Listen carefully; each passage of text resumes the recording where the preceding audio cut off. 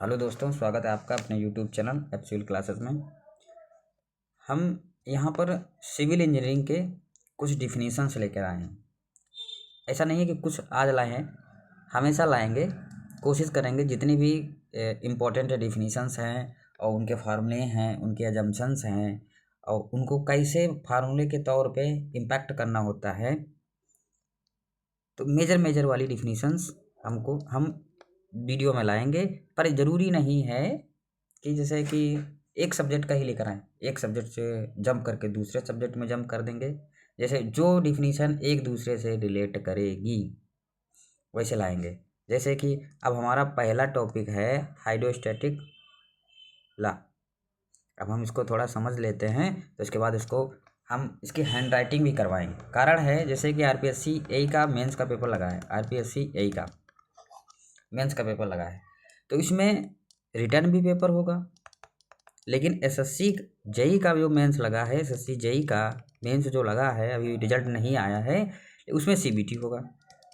लेकिन सीबीटी में क्वेश्चन जिस प्रकार से आ रहे हैं, प्रीवियस ईयर का क्वेश्चन देख लग रहा है, तो उसमें जो जितनी डिफिनीशन हम करवा रहे हैं उनको समझ लीजिए। और जो हैंड राइटिंग करवा रहे हैं वो स्पेशली आरपीएससी एई के लिए, या फिर हैंड राइटिंग जिनकी करवा रहे हैं जो लड़के अभी तक पढ़े नहीं हैं उनको प्रॉपर नोट्स बना लीजिए, ठीक है। और आरपीएससी एई का हम धीरे धीरे पीवाईक्यू जो है, प्रीवियस ईयर के क्वेश्चन हैं, इसी में इंक्लूड हो जाएगी। जितनी डिफिनीशन होंगी वो भी इंक्लूड हो जाएंगी। और एसएससी जेई का सीबीटी जो मेंस है, सीबीटी 2, तो उसमें भी मेजर रोल प्ले करेंगी ये डिफिनीशंस एंड देयर फार्मूले एंड देयर अजम्पशंस एंड और डेरिवेशन इसमें नहीं कराएंगे, ठीक है। ठीक है, तो स्टार्ट करते हैं। पहला टॉपिक है हाइड्रोस्टैटिक लॉ। इसके बाद पढ़ाएंगे इससे रिलेटेड जो डिफिनीशंस होती हैं, अदर भी होते हैं, जैसे हाइड्रोस्टैटिक लॉ जो P बराबर रो जी एच होता है, इसी से तो डिराइव किया जाता है, P बराबर रो जी एच। अब ये बताएंगे P बराबर रो जी एच जो होता है, अभी देखो कुछ नहीं नॉर्मली होता है। जैसे इसका डिफिनीशंस होता है, पहले इसको हम समझा देते हैं आप लोगों को। हाइड्रोस्टैटिक लॉ मतलब ये होता है जैसे कि ये वाटर सरफेस है, वाटर सरफेस का लेवल है, ठीक। हाइट बढ़ने के साथ साथ प्रेशर भी इंक्रीज होता है, तुमको पता है। देखो P directly proportional to H है कि अगर हाइट बढ़ेगी तो प्रेशर भी बढ़ेगा। तो पानी के अंदर जितना गहराई में जाएंगे उतना प्रेशर बढ़ेगा, बढ़ेगा कि नहीं बढ़ेगा। तो ये होता है कि जिस रेट से प्रेशर बढ़ रहा है, रेट से विथ रिस्पेक्ट टू हाइट, मतलब हाइट बढ़ने के साथ साथ प्रेशर में इंक्रीज कितना होगा। The rate of pressure with respect to height is equal to, जो पानी का जो जैसे मान लेते हैं फ्लूइड है, इसमें ये फ्लूइड भरा है, फ्लूइड हम लिक्विड नहीं बोलेंगे, फ्लूइड बोलेंगे। जो फ्लूइड में गैस एंड लिक्विड दोनों इंक्लूड हो जाएगा, गैस या लिक्विड। अगर हम सिर्फ लिक्विड बोलेंगे तो इसमें सिर्फ लिक्विड इंक्लूड होगा, इसलिए इसको फ्लूइड बोल रहे हैं, क्योंकि गैस और लिक्विड दोनों के लिए वैलिड रहता है। जैसे कहते हैं change in pressure with respect to height is equal to unit weight of that fluid. मतलब जैसे पानी भरा है तो पानी भरा है तो पानी के यूनिट वेट के बराबर होगा। यहाँ पर अगर केरोसिन भरा है या गैस भरी है तो गैस के यूनिट वेट के बराबर होगा। समझ रहे हो क्या बराबर होगा? The rate of change of pressure with respect to height, ठीक। अब इसकी हम डेफिनेशन लिखवा देते हैं भैया, ज़रूरी है क्योंकि आरपीएससी की तैयारी करने वाले लड़के हैं, बहुत ज़्यादा हैं। हम स्पेशली उसी के लिए वीडियो लाए हैं, ठीक है। वर्टिकली डाउनवर्ड डिफिनीशन लिखो इसकी, vertically downward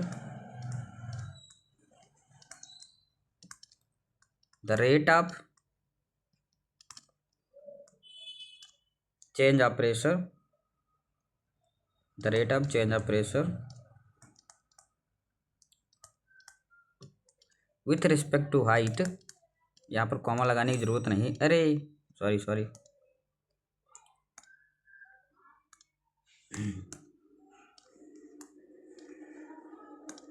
the rate of change of pressure with respect to height, with respect to height, with respect to height is equal to unit weight of fluid, unit weight of fluid. अब fluid में पानी भी हो सकता है, जैसे water and gases, कुछ भी हो सकता है। इन स्टैटिक कंडीशन, मतलब जो लिक्विड है स्टैटिक कंडीशन में होना चाहिए, स्टैटिक कंडीशन। ठीक, जैसे जैसे डिफिनेशन लिखो, वर्टिकली डाउनवर्ड, ये हमेशा वर्टिकली डाउनवर्ड ही तो होगा पानी में या फिर किसी लिक्विड में। नीचे जितना जाएंगे प्रेशर उतना इंक्रीज होगा। देखो धीरे धीरे लीनियरली इंक्रीज हो रहा है। ठीक है, ठीक है। तो क्वेश्चन में लिखा है डिफिनेशन में वर्टिकली डाउनवर्ड, तो downward. The rate of change of pressure, rate of change of pressure, pressure change हो गया with respect to height, with respect to height is equal to unit weight of water. Unit weight को रोजी लिखते हैं। ठीक, अब इसको integrate करना होता है, इंटीग्रेट कर दो तो P बराबर रो जी एच आएगा आपका आंसर। एक मिनट, थोड़ा एक मिनट। अब इसमें जैसे कि वर्टिकल वाला वेरिएशन हो रहा है पर हॉरिजॉन्टल वाला कांस्टेंट रहेगा। ठीक है, ये चीज़ ध्यान रखना। जैसे लिख लेते हैं इसमें, एक मिनट भैया, एक मिनट पेन भी गड़बड़ हो रहा है। हॉरिजॉन्टल प्रेशर जो होगा कांस्टेंट रहेगा, हॉरिजॉन्टल प्रेशर कांस्टेंट रहेगा, पर वर्टिकल वेरिएबल होगा क्योंकि वर्टिकल ही है। तो फार्मूला डिराइव किए हैं, वर्टिकल प्रेशर वेरिएबल होगा, वेरिएबल होगा। ठीक, अब फार्मूला क्या था, change in pressure per unit height is equal to unit weight of that liquid या दैट फ्लूइड हो गया। अगली डिफिनीशन है हमारा हाइड्रोस्टैटिक फोर्स, हाइड्रोस्टैटिक फोर्स। जैसे ये हमारा वाटर सरफेस का लेवल है। ठीक, ये हमारा कोई बॉडी पानी के अंदर, माने पानी है, पानी मान लेते हैं, सबसे आसान तरीका है, मान लेते हैं ये बॉडी है। ठीक, अब बॉडी में जो स्टैटिक फ्लड, जो इसमें फ्लड भरा है, जैसे ये फ्लड है, मान लेते पानी भरा है, तो ये पानी कुछ दबाव उत्पन्न करेगा, पर ये दबाव जो पैदा करेगा चारों तरफ से लगेगा। तो ये जो बॉडी है, बॉडी के सरफेस जो है, बॉडी की सरफेस के परपेंडिकुलर जो फोर्स लगेंगे, मान लेते ये लग रहे हैं परपेंडिकुलर फोर्सेस पानी के कारण। पानी कौन कौन सी कंडीशन में है, स्टैटिक कंडीशन में है, रेस्ट अवस्था में है। तब ये हो गए परपेंडिकुलर और लीनियर स्टेज में। तो इनका रिजल्टेंट, मान लेते इस बॉडी का सेंटर ऑफ ग्रेविटी ये है, तो इनका रिजल्टेंट जो लीनियर फोर्सेस हैं, इनका रिजल्टेंट जो होगा वही होगा हाइड्रोस्टैटिक फोर्स। तो इसकी डिफिनीशन क्या होगी, it is the resultant of linear forces. Linear मतलब सीधे, देखो लीनियर फोर्सेस परपेंडिकुलर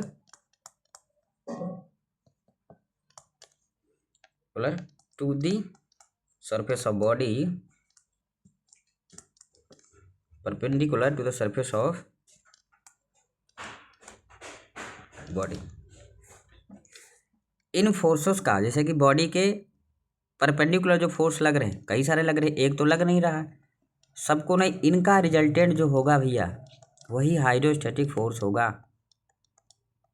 ठीक है, ठीक है, और कुछ नहीं इसमें। ठीक है, इनका रिजल्टेंट, इन सब जितने फोर्स लग रहे हैं, इनका रिजल्टेंट जहाँ पर एक्ट करेगा वही होगा, जो वैल्यू आएगी वही होगा हाइड्रोस्टैटिक फोर्स। अब ये क्या आता है कि हाइड्रोस्टैटिक फोर्स जो होता है हमेशा ग्रेविटी के नीचे काम करता है, हमेशा। इसको P से डिनोट कर दें अगर, तो हमेशा ग्रेविटी के नीचे काम करेगा। ग्रेविटी किसकी, सेंटर ऑफ ग्रेविटी बॉडी का, जो बॉडी पानी में डाल दिए हैं उसकी CG जो होगा उस CG के नीचे ही वर्क करेगा। एक्ट करेगा। हाइड्रोस्टैटिक फोर्स हो गए।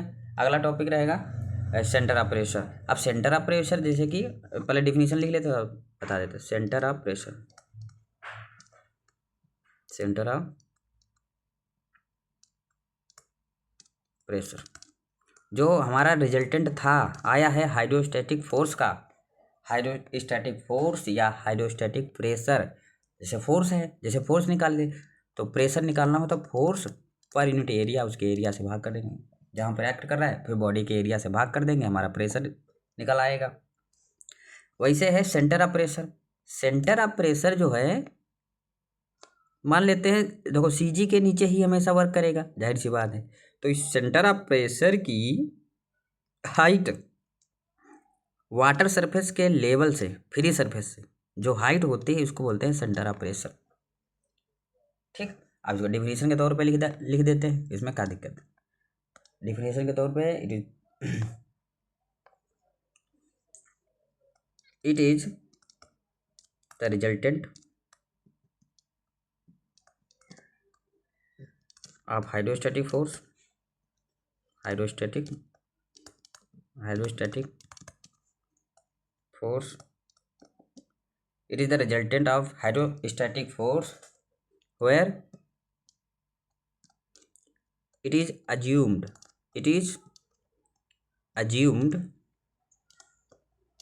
to be act बस। जैसे हमारा ये फ्री सरफेस था, ये हमारा बॉडी है, हमारा सीजी था, ये बॉडी का सीजी ये था, लेकिन सेंटर ऑफ प्रेशर क्योंकि रिजल्टेंट हमारा यहाँ पर वर्क किया पी, तो इस पी की फ्री सरफेस से, जहाँ से वाटर सरफेस का लेवल है वहाँ से हाइट होगी, उसको बोलेंगे सेंटर ऑफ प्रेशर।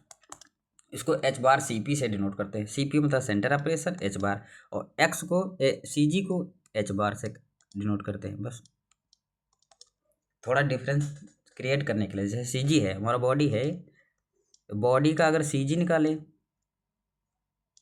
तो इसको एच बार बोलेंगे, ठीक। लेकिन अगर प्रेशर निकालें सेंटर ऑफ प्रेशर, इसको एच बार सी पी कर देंगे, बस यही फ़र्क है। अगर तुमसे पूछे सेंटर ऑफ प्रेशर और सी जी के बीच डिस्टेंस कितनी है तो क्या करोगे, एच बार सी पी में से एच बार निकाल दोगे, यही हो जाएगा। इसको क्या बोलेंगे, ये होगा distance between centre of pressure and C G, ठीक। इसका फार्मूला भी होता है H bar C P is equal to I C G sine square theta upon A H bar plus H bar. यहाँ पर एच बार अभी बताएं तुमको कि सी जी की फ्री सरफेस से डिस्टेंस, ठीक। और दूसरा बताए हैं, जैसे भाई ये थोड़ा दिक्कत कर जा रहा है मेरा एप्लीकेशन, चलो ठीक है। यहाँ पर एच बार जो है ये सी जी की डिस्टेंस बिटवीन सी जी, एक मिनट फिर से लिख देते हैं, एक मिनट भैया एक बार फिर से लिख देते हैं क्योंकि जूम हो गया है। जैसे आई सी जी नहीं S C P, H bar C P is equal to I C G sine square theta, थोड़ा मैनेज कर लो, एच बार पर कंटेंट अच्छा देंगे, एच प्लस एच बार। यह है distance between C G of the body and free surface या level of water free surface. ये है मोमेंट ऑफ इनर्शिया, आई को मोमेंट ऑफ इनर्शिया बोलते हैं, moment of inertia about C G लिखा, about C G of body, about C G of body. अब ये क्या है, ये है एरिया ऑफ बॉडी, जो बॉडी पानी के अंदर है उसका एरिया, और उसका moment of inertia centre of gravity के अबाउट, ठीक। Area of body. और जो यहाँ पर साइन थीटा है, साइन स्क्वायर थीटा है, तो थीटा जो है एंगल ऑफ इंक्लिनेशन,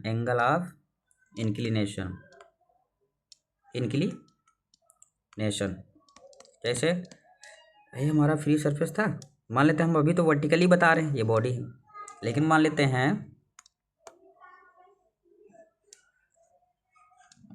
भैया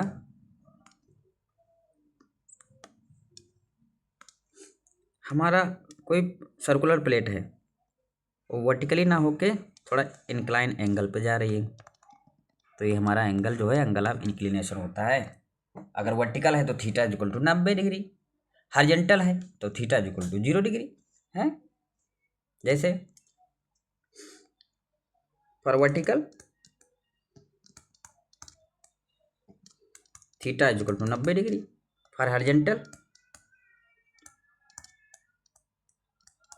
थीटा इक्वल टू 90 डिग्री लिखो, vertical theta equal to 0 degree. अब देखो साइन में साइन 90 का मान कितना होता है, साइन स्क्वायर 90 का मान कितना होता है, साइन 90 का मान 1, साइन स्क्वायर 90 का मान भी 1, साइन 0 का मान 0, तो साइन स्क्वायर 0 का मान 0। तो यहाँ पर अगर वर्टिकल है, जैसे कि हम बताएं formula ICG sign square theta बटे AH बार प्लस H बार। अगर वर्टिकल है तो थीटा 90 डिग्री रखेंगे तो 90 का मान साइन स्क्वायर 90 का मान 1, तो वर्टिकल अगर है कोई भी बॉडी वर्टिकल पानी में डूबी हुई है तो इसका फार्मूला यहाँ पर 1 रखेंगे, तो इसका फार्मूला हो जाएगा ICG by AH bar plus H बार, ये हो जाए सेंटर ऑफ प्रेशर।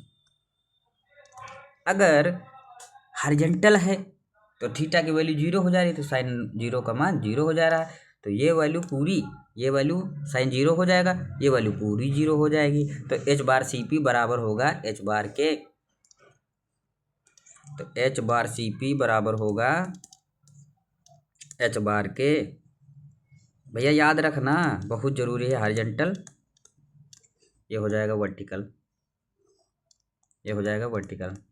ठीक है भैया, ठीक है। और देखिए कुछ कंटेंट बचा इसमें, ठीक है। अगला टॉपिक रहेगा, अगला टॉपिक लिखते हैं सेंटर ऑफ प्रेशर। ना total pressure, centre of pressure तो हो ही गया ना, टोटल प्रेशर अभी पूछे थे, अभी पढ़े थे हाइड्रोस्टैटिक प्रेशर या हाइड्रोस्टैटिक फोर्स। यहाँ पर टोटल प्रेशर अगर पढ़ रहे हैं इसमें डिफरेंस थोड़ा होता है। जैसे हमारा बॉडी के ऊपर चारों तरफ से लोड लग रहा है, फोर्स लग रहा है, तो जितने भी फोर्स लग रहे हैं, जैसे हॉरिजॉन्टल लग रहा है, वर्टिकल लग रहा है, इंक्लिनेशन वाला लोड लग रहा है, सबको मिला के जो लोड लग रहा है उसको बोलते हैं टोटल फोर्स या टोटल प्रेशर। ठीक है, टोटल प्रेशर फोर्स। ठीक है, तो इसकी डिफिनीशन अगर लिखना चाहें तो डिफिनीशन भी लिखेंगे, डिफिनीशन लिखना बहुत ज़रूरी है क्योंकि प्रैक्टिस भी आपकी हो जाएगी। इसका लिखे इट इज प्रेशर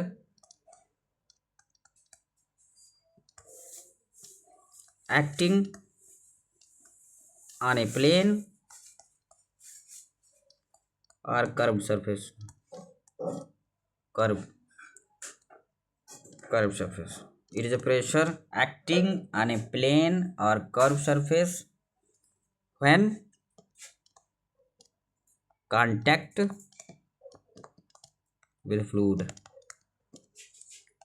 मतलब कोई भी बॉडी पड़ी है पानी के अंदर या पानी के अंदर, जैसे इस पे फ्लूइड एक्ट करेगा, चाहे जिस प्रकार का फोर्स एक्ट कर रहा हो, उनको सबको मिला के ही उसको बोलते हैं टोटल फोर्स या टोटल प्रेशर। इसका फार्मूला होता है P बराबर रो जी ए एच बार, P बराबर ना प्रेशर फोर्स F बराबर, क्योंकि प्रेशर लिख दिए इसको लिख दो total pressure force, total force कहो या टोटल प्रेशर कहो। ठीक, तो हो जाए F बराबर रो जी ए एच बार, H बार है रो जी ए एच बार। देखो यह है डेंसिटी ऑफ लिक्विड, ये है ग्रेविटी ऑफ एक्सेलरेशन, जी की वैल्यू 9.81 न्यूटन पर मीटर स्क्वायर होता है। ये area of the body, H bar body का CG से डिस्टेंस फ्री लेवल सरफेस से जितनी होगी उसको बोलते हैं एच बार। अभी हम तुमको बोले थे एच बार सी पी, जहाँ पर ये हाइड्रोस्टैटिक फोर्स वर्क करता है उसको बोलते हैं एच बार सी पी, पर हम यहाँ क्या ले रहे हैं एच बार। ठीक, एच बार टोटल प्रेशर में एच बार लेंगे, क्योंकि इसमें सेंटर ऑफ प्रेशर्स हम नहीं इंक्लूड कर रहे हैं। क्यों नहीं कर रहे हैं? क्योंकि हम इसमें हाइड्रोस्टैटिक फोर्स इंक्लूड कर रहे हैं, पर सिर्फ हाइड्रोस्टैटिक फोर्स को इंक्लूड नहीं कर रहे हैं, इसीलिए नहीं ले रहे हैं। तो यहाँ पर एच बार सी पी रखेंगे। टोटल प्रेशर फोर्स होगा, इसमें कुछ डिफ्रेंशिएट होते, जैसे अगला क्वेश्चन मतलब आगे देख लेते हैं। जैसे अगर एट मान लेते हैं, अगर at vertical direction for vertical, तो थीटा बराबर 90 डिग्री। तो एच बार सी पी अभी तुमको बताए थे क्या होगा, आई C G sine square theta होता है, तो साइन 90 का मान 1 हो जाएगा, साइन स्क्वायर 90 का मान H bar C P by H bar plus H bar. यहाँ पर टोटल प्रेशर क्या होगा, ये था तुम्हारा सेंटर ऑफ प्रेशर, ये है टोटल प्रेशर। टोटल प्रेशर क्या होगा, एफ बराबर रो जी ए एच बार। इस पे क्योंकि देखो फार्मूले में देखो रो जी ए एच बार, इसमें थीटा की वैल्यू नहीं रख सकते, मतलब ये डिपेंड नहीं करता है किसी एंगल पे, चाहे इंक्लिनेशन पे हो, चाहे हॉरिजॉन्टल हो, चाहे वर्टिकल हो। ठीक, अगर मान लेते हैं हॉरिजॉन्टल, जैसे वर्टिकल हॉरिजॉन्टल पे कोई फर्क नहीं पड़ रहा है, क्योंकि इसमें थीटा की वैल्यू रखने का कोई मान ही नहीं है जो हम रख सकें। ठीक, तो वही रहेगी जो मेन फार्मूला इसका है। ठीक, अब जैसे फॉर हॉरिजॉन्टल अगर थीटा की वैल्यू फिर 0 हो जाएगी, तो यहाँ पर H bar C P is equal to H bar के हो जाएगा। हम पीछे प्रूव कर दिए, देख लेना। पर टोटल प्रेशर या टोटल प्रेशर फोर्स या total force is equal to वही रहेगा रो जी ए एच बार। अगर इंक्लाइन है, फॉर इंक्लाइंड सरफेस,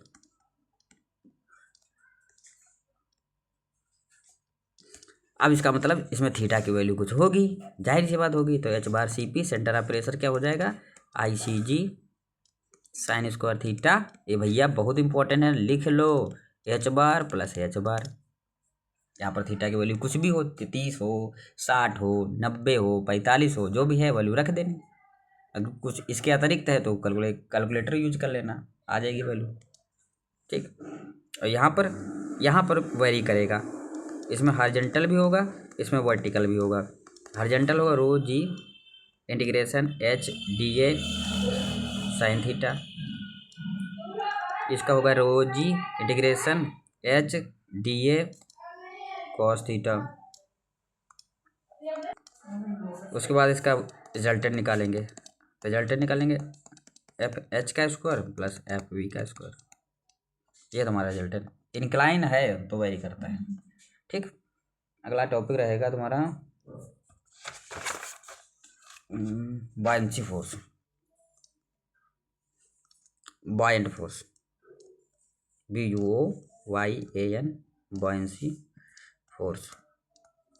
ये टॉपिक बहुत इम्पोर्टेंट है, इम्पोर्टेंट तो वो भी थे बहुत, लेकिन ये पढ़ने में हमको मज़ा आता है। मज़ा क्या आता है देखते हैं। जैसे कि हमारा ये पानी है, ठीक, कोई तुम बॉडी हॉरिजॉन्टल या वर्टिकल शेप, चाहे स्क्वायर हो, चाहे सर्कल हो, चाहे रेक्टेंगल हो, कोई भी शेप हो, इसे नॉर्मली ले लिए हम, कोई दिक्कत नहीं। तो जब पानी के अंदर होती है तो इसके ऊपर, इसके नीचे से एक फोर्स वर्क करता है जो वर्टिकली अपवर्ड होता है, तो वर्टिकली अपवर्ड होता है, ये वर्टिकली अपवर्ड लगेगा। और हम तुमसे बताए थे एक मिनट, हम सेंटर ऑफ प्रेशर कुछ बताए थे,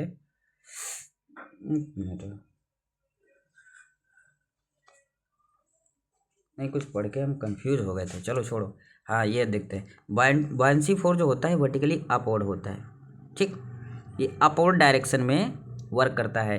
कि अब जैसे कि कोई बॉडी है हमारी, पानी के अंदर है, क्यों नहीं डूबती इतनी जल्दी से? पानी के ऊपर अगर आ गई, जैसे जहाज है, क्यों नहीं डूबता? क्यों? इसका पीछे एक रीजन होता है क्योंकि उसमें बायन्सी फोर्स वर्क करता है नीचे से ऊपर की ओर। पर ये कितना वर्क करता है? अभी हम पूछ रहे हैं, अभी बता रहे हैं बायन्सी फोर्स क्या होता है। इसको देखो, जो नीचे से वर्क कर रहा है अपवर्ड डायरेक्शन में बॉडी के निचले लेवल के सरफेस पे, उसको बोलते हैं buoyancy force, buoyant force, buoyancy force, buoyancy, इसको बॉयंसी बोलेंगे।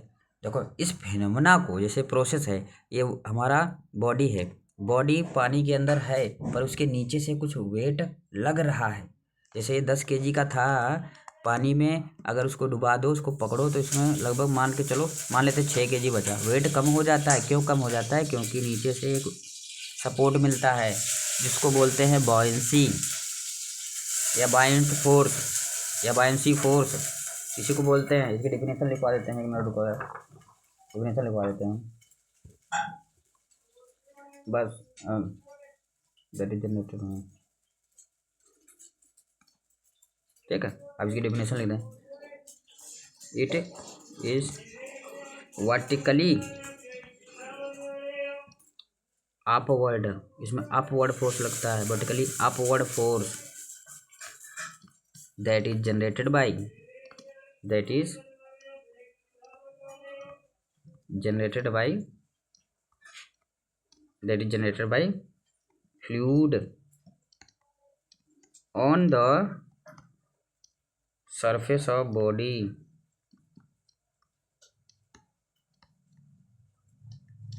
कि बॉडी के सरफेस पे नीचे से ऊपर की ओर वर्टिकली अपवर्ड जो लोड लगता है, जो फोर्स लगता है, उसको बोलते हैं बायन्स फोर्स। अब ये लगता कितना है, इसका मैग्नीट्यूड कितना है, ये हम आगे आर्किमिडीज प्रिंसिपल में बताएंगे, आर्किमिडीज प्रिंसिपल में।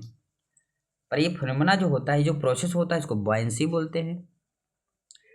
पर ये कितने मैग्नीट्यूड से है, जो फोर्स लग रहा है उसको बोलते हैं बायन्सी फोर्स। मतलब जो फोर्स लग रहा है उसको बायन्सी फोर्स बोलते हैं, पर इस प्रोसेस को तो इसको बोलते हैं बायन्सी, बायंट फोर्स, ठीक। अब जैसे इसमें है आर्किमिडीज प्रिंसिपल, हम तुमको लिखवा देते हैं आर्किमिडीज प्रिंसिपल। आर्किमिडीज प्रिंसिपल क्या कहता है, पहले इसको समझ लेते हैं, ये समझ में आ जाएगा आपको। आर्किमिडीज प्रिंसिपल क्या कहता है, if a body sink afloat in static equilibrium condition, जैसे कि पानी जो है हमारा, पानी बिल्कुल स्टैटिक कंडीशन में होना चाहिए ये बॉडी,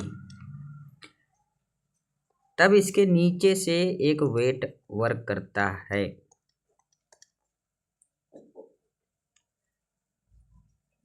ठीक है, इसके पहले हम बता देते हैं centre of buoyancy. Centre of buoyancy,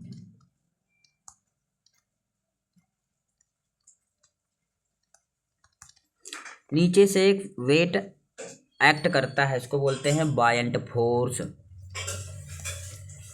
कुछ वैल्यू होगी बायंट फोर्स। इस प्रोसेस को बोलते हैं buoyancy,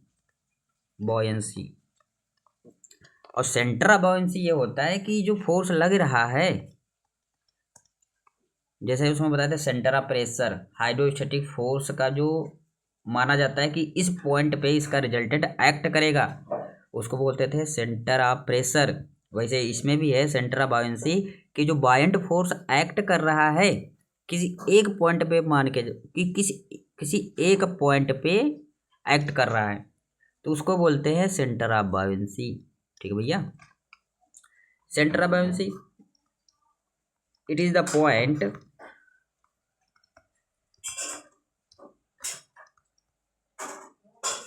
on which the buoyant force act,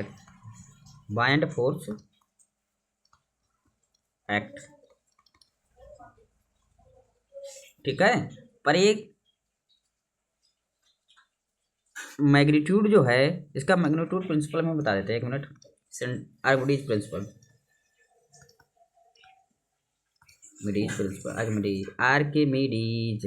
principal, Archimedes principal. इसका कहने का मतलब है कि जो बायंट फोर्स एक्ट कर रहा था, जिस मैग्नीट्यूड के साथ एक्ट कर रहा था, तो इसमें कंडीशन बताई गई है कि बायंट फोर्स जो होगा इक्वल टू, बायंट फोर्स होगा equal to weight of water displaced, weight of water displaced, displaced. अब हम तुमको बड़ा फिगर बनाते हैं, रुको जरा। जैसे इतना बड़ा बॉडी है हमारा और ये हमारा वाटर का लेवल है, यहाँ पे मान लेते हैं। टोटल इसकी हाइट h है और ये छोटी हाइट है, ठीक है। तो मान लेते हैं इसकी हाइट h, इसकी लेंथ भी कुछ होगी। तो इस वॉल्यूम, इसका वॉल्यूम कितना होगा, मतलब इमर्स्ड वॉल्यूम निकालो, कितना पानी में डूबा हुआ है, L इंटू H, इसकी कुछ थिकनेस होगी, ये वॉल्यूम हो गया, ठीक है। मान लेते पानी में इतना वॉल्यूम डूबा हुआ है, इतना बॉडी का वॉल्यूम ऊपर की ओर है, तो इस वॉल्यूम में जितना, इस वॉल्यूम के बराबर पानी डिस्प्लेस्ड होगा, जितना डूबा उतना पानी तो डिस्प्लेस्ड होगा। तो उस पानी का जो वेट है वो टोटल बॉडी के वेट के बराबर होगा, total weight of body, weight of body. जैसे कि हम ये एक रेक्टेंगल बॉडी है, इसको पानी में डाल दिए तो देखा कि इतना पानी में हमारा डूब गया, तो जितना डूबा है उसका वॉल्यूम निकालो, length into height into thickness, volume हो गया। तो इस वॉल्यूम के बराबर हमारा पानी तो निकलेगा, डिस्प्लेस्ड होगा ना। जब ये क्या बोलते हैं, जब ये बॉडी सिंक करेगी थोड़ा, तो उतना वह पानी तो हटा देगी ना साइड से। तो जितना पानी हटा रही है उस पानी का वेट, वॉल्यूम के थ्रू हम वेट निकालेंगे, तो हमको पता चल जाएगा कितना वेट का पानी निकला। तो जो पानी निकलेगा ना भैया, वो टोटल वेट के बराबर होगा, जैसे टोटल वेट के बराबर होगा। इसीलिए जहाज का चलना, इसीलिए जो हमारे शिप होते हैं, शिप